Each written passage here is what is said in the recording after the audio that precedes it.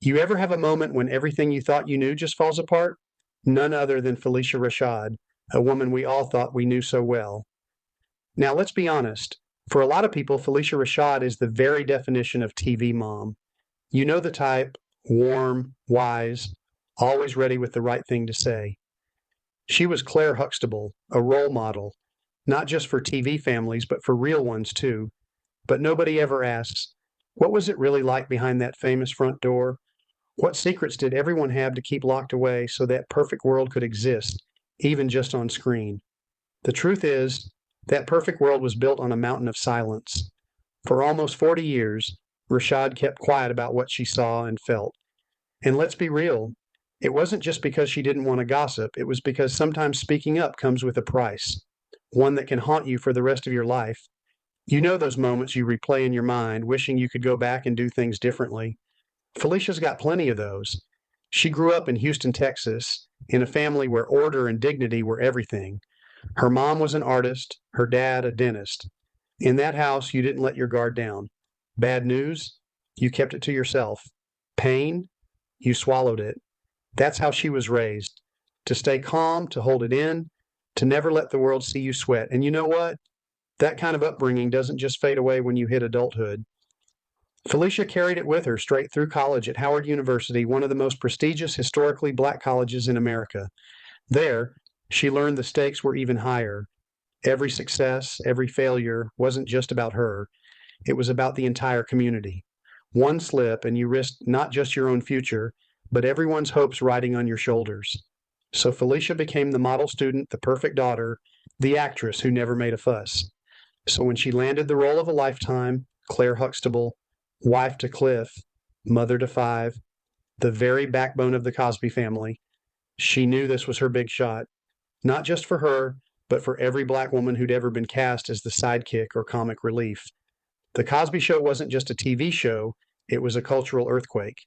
For the first time, America was watching a black family that was smart, loving, and successful. Suddenly, doors started to open. Phylicia won awards, got invited to major events, became a household name. The pressure to be perfect, it doubled, maybe even tripled. But that's the thing about perfection. It's almost always a mask. Now let's get real about what was happening behind the scenes.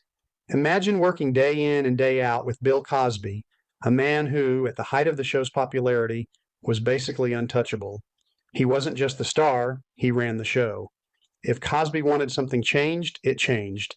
If he wanted to take over a scene, nobody stopped him. He had the power to hire and fire, to make or break careers with a word. That kind of power can get dangerous, fast. And Phylicia? She started noticing things, small things at first, Cosby disappearing into private rooms with young women who didn't work on the show, jokes that went too far, whispers and rumors, always just out of earshot, always dismissed as just gossip. She'd hear the stories and tell herself, it's none of my business. I'm just here to work. Because honestly, what choice did she have? Let's pause here for a second.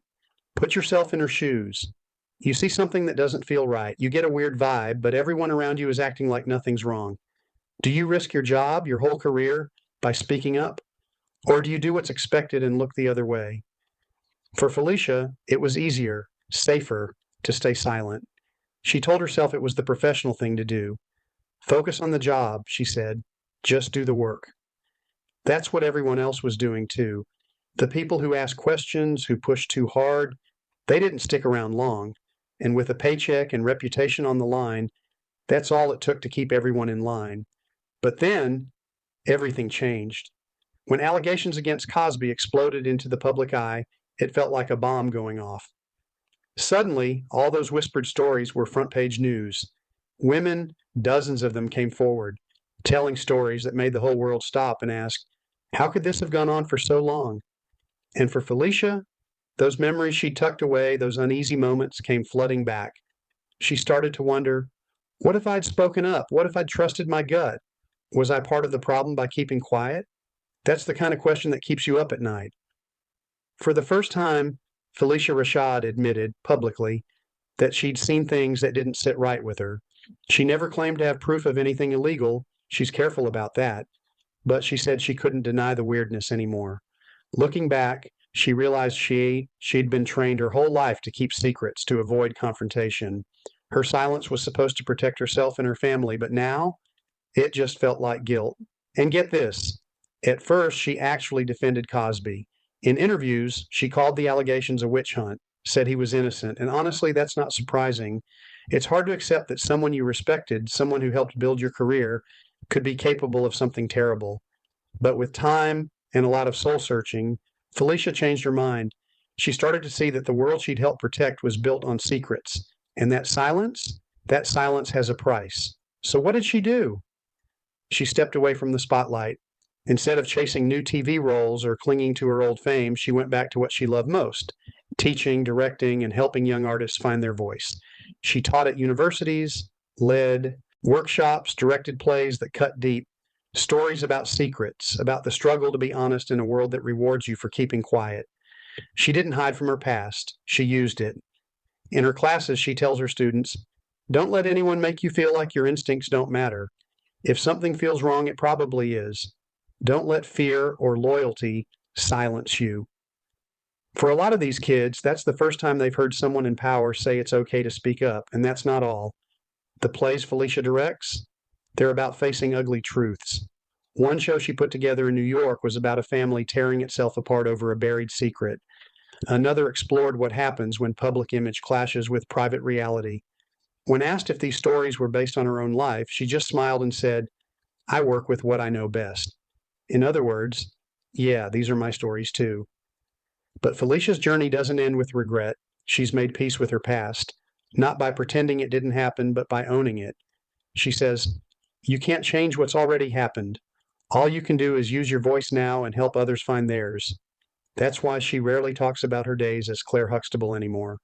Sure, she's proud of what the show did for representation, but she refuses to be trapped by a role or a reputation.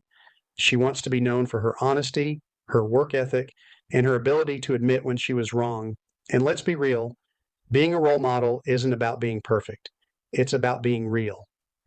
You don't see Phylicia Rashad doing TV interviews or talking about Cosby these days. She keeps to herself, working in local theaters, helping out in her hometown, making art that matters. She left her leadership position at her alma mater, Howard University, because she wanted more space to do the things she cares about. And when she looks back, she doesn't feel anger anymore, just clarity. She's seen firsthand how fame can cover up the truth, how easy it is to lose yourself trying to keep everyone else happy. So, what's the lesson here? It's not just about celebrity scandals or Hollywood drama. It's about the danger of silence, about how easy it is for anyone to fall into the trap of thinking, "Not my problem," or "Someone else will speak up." Phylicia Rashad learned the hard way that sometimes doing nothing is the same as letting the worst happen. But she's also proof that it's never too late to face the truth and help others find the courage to do the same. If you made it this far, thanks for sticking with me. If Phylicia's story got you thinking, if it changed the way you see those picture-perfect families on TV, share this with someone. Let's keep the conversation going. We need more honesty, more courage, more people willing to admit when they're wrong and try to make it right. And hey, if you want more real stories like this, more truth, behind the headlines, you know what to do. Drop a comment, hit that like, and stick around. There's plenty more to talk about. Until next time, remember, the truth might be uncomfortable, but it's the only way forward.